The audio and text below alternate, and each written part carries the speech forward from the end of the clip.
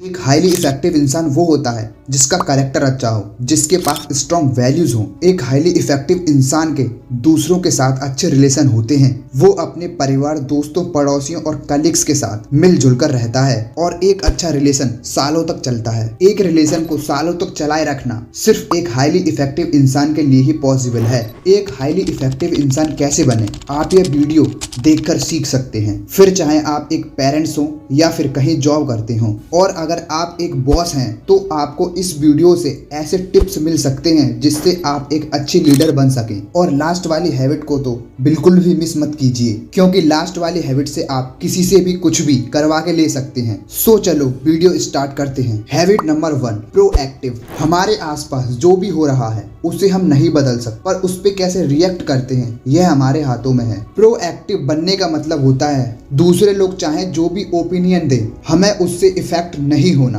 Proactive होने का मतलब यह भी है कि आप किसी भी बुरी सिचुएशन से इफेक्ट ना हो। एक प्रोएक्टिव इंसान की जिंदगी में कितना भी बुरा वक्त आए या गरीबी, वो हर हाल में खुश रहता है। एक प्रोएक्टिव इंसान बुरे से बुरे हाल में भी बिना कंप्लेंट करे अपना काम करता रहता है। प्रोएक्टिव का उल्टा होता है रिएक्टिव, और जो लोग रिएक्टिव होते हैं वो अपने आसपास की चीजों से जल्दी इफेक्ट हो जाते हैं और हर छोटी बड़ी चीज पर रिस्पॉन्ड करते हैं। और वहीं एक प्रोएक्टिव इंसान सिचुएशन को देखकर अच्छे से हैंडल करने की कोशिश करता है और सॉल्यूशन निकालता है, और रिएक्ट करने से ज्यादा एक्ट करने पर फोकस करता है। और habits number 2, beginning with the and in the mind. आप अपनी लाइफ में जहां भी जाना चाहते हैं, जो भी अचीव करना चाहते हैं, उसके लिए आपके पास एक मैप होना चाहिए जहां आपको पता हो कि आपको लाइफ में क्या करना है, आपके गोल्स क्या हैं, आपकी डेस्टिनेशन क्या है, और उस डेस्टिनेशन तक पहुंचने के लिए आपके पास क्या प्लान है। इमेजिन कीजिए कि आपका घर बन रहा है, लेकिन उससे पहले आपको अपने दिमाग में प्लानिंग करनी पड़ेगी और फिर जाकर आप टूल्स लेंगे। अगर मान लीजिए आपके घर में बच्चे हैं तो आपका घर का हर कोना चाइल्ड फ्रेंडली होना चाहिए।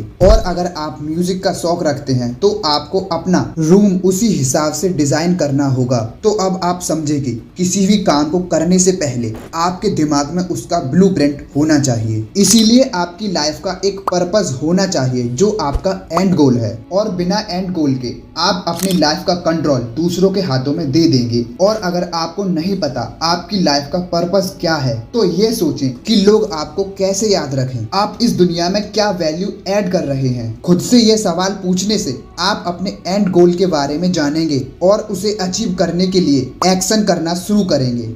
Habit number 3, put first think first. हमें अपने विजन को रियलिटी बनाने के लिए उस पर कंटिन्यूअसली एक्शन लेना होता है और सभी डिस्ट्रैक्शन को अवॉइड करके अपने एंड गोल पर फोकस करना होता है। इसीलिए इस टाइम आपके लिए क्या सबसे इम्पोर्टेंट है, आपकी एजुकेशन, आपकी हेल्थ या आपकी जॉब? और क्या आप अपनी लाइफ की इम्पोर्टेंट चीजों को अपना टाइम दे रहे हैं या उसे बेकार की चीजों में वेस्ट कर रहे हैं, या फिर उन चीजों को कर रहे हैं जो आपकी प्रायोरिटी नहीं है? इसी वजह से put first think first habit को हमें अपनी लाइफ में ऐड करना चाहिए। सिंपली इस हैबिट को अपनी लाइफ में ऐड करने से हम उन टास्क पर ज्यादा ध्यान देते हैं जो हमारे लिए सबसे जरूरी हैं और जो हमारी लाइफ में सबसे ज्यादा वैल्यू ऐड करते हैं। जैसे अगर आपकी हेल्थ खराब है और आप एक अच्छे शेप में आना चाहते हैं, तो इस वक्त आपकी नंबर 1 प्रायोरिटी आपकी हेल्थ है जो आपको ठीक करनी है, जिसके लिए आपको अपनी डाइट प्लान करनी चाहिए, जिम जाना चाहिए, हर दिन एक्सरसाइज करनी चाहिए और ऑयली फूड और जंक फूड को अवॉइड करना चाहिए। पर आपका आलस आपको यह नहीं करने देता, और जब हमारे माइंड में क्लियर हो जाता है कि हमारे लिए क्या करना जरूरी है, तो हम बाकी सारी चीजों से पहले उस काम को प्रायोरिटी देने लगते हैं।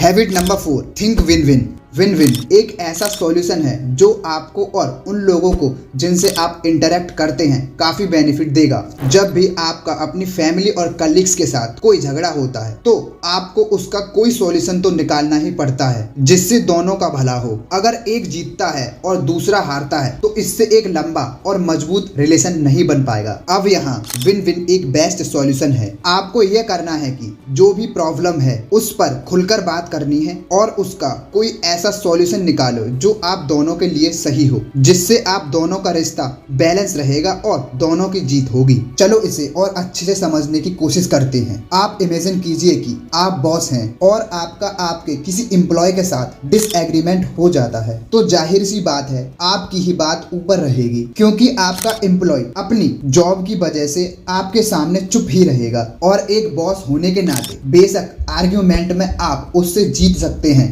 मगर लॉन्ग रन में देखा जाए तो यह आपकी हार होगी, क्योंकि अपने एम्प्लॉय को नीचा दिखाकर आप उसको मोटिवेट नहीं कर सकते। बेशक वो आपके लिए काम तो करेगा, लेकिन मन मारकर। तो कुल मिलाकर नुकसान तो आपका ही हुआ। तो आपके लिए यही अच्छा होगा कि आप अपनी पोजीशन का इस्तेमाल ना करें और अपने एम्प्लॉय को खुश करने की कोशिश करें, जिससे आपको ही फायदा है। और अगर आप विन विन सिचुएशन से ही अपने एम्प्लॉयज़ को हैंडल करेंगे तो ये आपके लिए ज़्यादा इफेक्टिव रहेगा और आप उनसे वो करवा के ले सकते हैं जिसे वो करना नहीं चाहते। और विन विन सिचुएशन सिर्फ वर्क प्लेस पर ही अप्लाई नहीं होती, बल्कि ये रिलेशनशिप में भी अप्लाई होती है। जब भी आप अपने पेरेंट्स, बच्चों या दोस्तों के साथ डिसएग्रीमेंट में हो, विन विन सॉल्यूशन के बारे में सोचें। और भी ऐसी अमेजिंग वीडियो देखने के लिए हमारे चैनल को लाइक, शेयर एंड सब्सक्राइब जरूर करें।